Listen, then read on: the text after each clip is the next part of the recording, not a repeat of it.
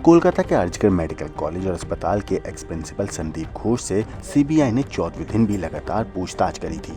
उनसे जांच एजेंसी तकरीबन 140 घंटे से ज्यादा वक्त तक पूछताछ कर चुकी है। 9 अगस्त की सुबह एक पोस्ट ग्रेजुएट ट्रेनिंग डॉक्टर के बलात्कार और हत्या की जांच के सिलसिले में उनसे पूछताछ की जा रही है। इसके अलावा उनके खिलाफ करप्शन का केस भी दर्ज किया गया है।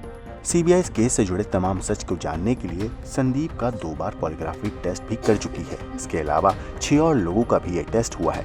सीबीआई के अधिकारियों ने पिछले रविवार को संदीप घोष के घर पर भी तलाशी ली थी और उनसे पूछताछ हुई थी।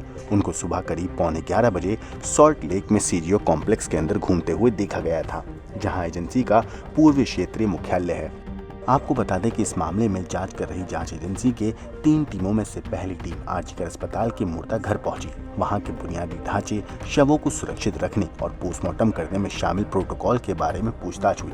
5 सदस्यों की टीम ने अस्पताल के डॉक्टरों और कर्मचारियों से बात करी, जिसमें फॉरेंसिक विभाग के प्रमुख और अभी के वाइस प्रिंसिपल सप्तर्षि चटर्जी शामिल थे। ये जांच अस्पताल के farmer deputy superintendent Akhtar Ali द्वारा भ्रष्टाचार के आरोप लगाए जाने के बाद ही जांच शुरू हुई थी। इसमें अस्पताल में लावारिस शवों की तस्करी, बायोमेडिकल कचरे के निपटान में भ्रष्टाचार जैसे आरोपों की फाइनेंशियल गड़बड़ी के आरोप लगाए गए थे, जो कि संदीप घोष के प्रिंसिपल रहते हुए कार्यकाल के दौरान किए गए थे। निजाम पैलेस से सीबीआई की दूसरी टीम ने एक साथ अस्पताल के स्टोर रूम की तलाशी ली, जहाँ पे सारे चिकित्सा और परचेज के संबंधित रिकॉर्ड रखे जाते हैं। गुरुवार को सीबीआई की एक और टीम इमरजेंसी इमारत की तीसरी मंजिल पर गई, जो चेस्ट विभाग है, जहां उस रात पीड़िता ड्यूटी पर थी। इतना ही नहीं, क्राइम सीन का निरीक्षण किया, जहां नर्सों और अस्पताल के बाकी कर्मचारियों से बात की गई। वैसे अब तक की जांच में सीबीआई केवल एक आरोपी संजय रॉय की गिरफ्तारी ही कर पाई है, जो फिलहाल न्यायिक हिरासत में है।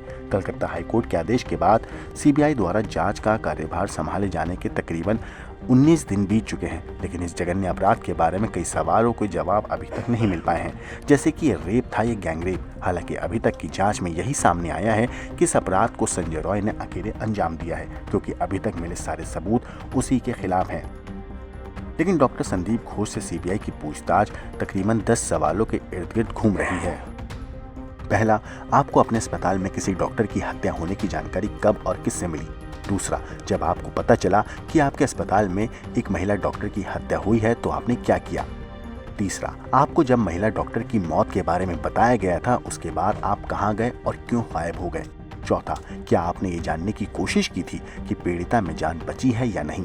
पांचवा, जब मौत आपके अपने अस्पताल परिसर में हुई तो आपने तुरंत एफआईआर दर्ज क्यों नहीं कराई? छठा, आप क्राइम सीन की रक्षा का प्रोटोकॉल जानते हैं, आपने इसके लिए कोई उपाय क्यों नहीं किया?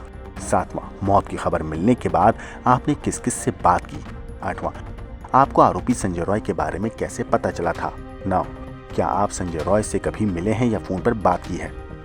10, जब अस्पताल में हत्या हुई तो आपने क्राइम सीन के पास रिनोवेशन की अनुमति क्यों दी? कोलकाता रेप कांड ने पूरे देश को हिला दिया है। सियासत से जुड़ी तमाम खबरें भी आ रही हैं, धरने प्रदर्शन हो रहे हैं, लेकिन 22 रोज से देश इस बात का इंतजार कर रहा है कि इस केस में जांच से जुड़ी कोई नई अपडेट आई है या नहीं, कोई ऐसी लीड आई है या नहीं जो बताए कि दरिंदगी का आरोपी संजय रॉय ही असली गुनहगार है या फिर कोई बड़ी साजिश है। दो जांच एजेंसियां इस कांड को लेकर आमने सामने हैं, एक दूसरे पर आरोप लग रहे हैं। पहले सीबीआई ने कोर्ट में बाकायदा एफिडेविट के जरिए ये कह दिया कि क्राइम सीन से छेड़छाड़ की गई है, यानी सीबीआई ने सीधे तौर पर कोलकाता पुलिस पर सवाल उठा दिया।